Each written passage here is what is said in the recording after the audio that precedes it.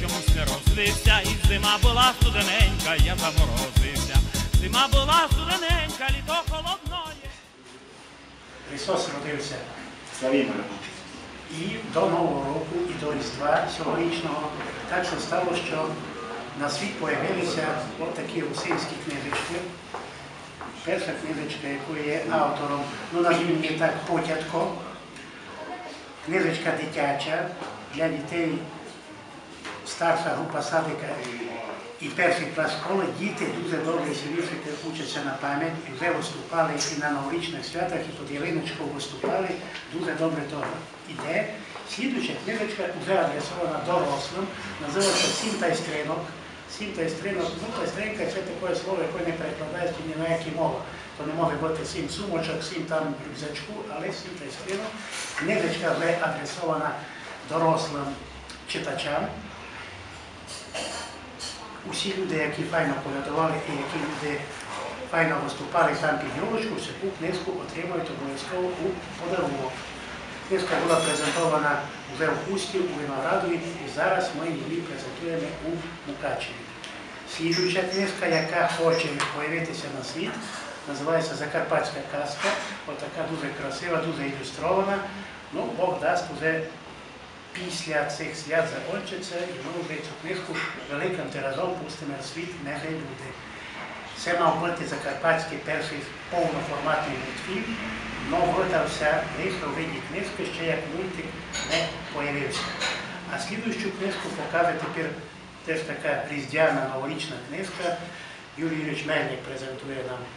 Я оповім більше, Михайло Михайлович, у руках. У мене, як мені видати, одно із унікальних видань, які я міг чекати, що можу держати в своїх руках.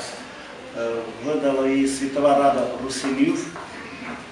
Тут є колядки із 6 країн світу, де проживають компактно наші русини. Колядки від маленьких і до великих, Бетлегеми, колядки, які співаються одним колядником, колядки, які співаються 2-3, а цілими великими групами по 4 і навіть цілими колядницькими Бетлегемами. Ну, що саме є цікаво, і я думаю, буде цікаво і читачу, і тим, до кого в руки попадеться ця книга, що слово русина як жило, так жиє і буде жити. Бо забувати русинство і своє коріння не гоже нікому. І що ще хочу додати, що всі книги, крім самих слів і віршів колядок, є ще і музичні добавки, є нотний матеріал. Тому, кіт не знає, як співати ту чи іншу колядку, може попросити чоловіка, який все може награти на баяні, навіть на якомусь другому музичному інструменті, і навчитися її співати у оригіналі. Так, як вона звучала, не сумніваюся, що за самого діда-прадіда. Знайомлячись із цією книгою і никаючи на всі образчики, я бачу тут не лише фотографії, де фотографували людей, вже, як кажуть, у колядах, у роботі, а ще такі відкритки, які колись давнося випускали вже із самими знаками Різдва, із Звіздою, із Бетлегемом. Поникати на всі разнообразі всіх костюмів до Різдва, які люди в той час убирали, то я не знаю, це буде десь в цьому мірувати краю. Тут Михайло Михайлович у книзі пише Марію Надежду, але я не взяв очки вивних, та я читати це все не буду.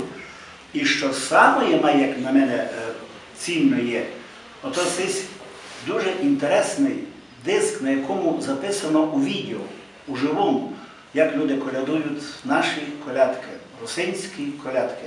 І з цим диском, і з цим книгом, я думаю, кожна сім'я стане ще духовно багато і буде передавати наші традиції із покоління в покоління.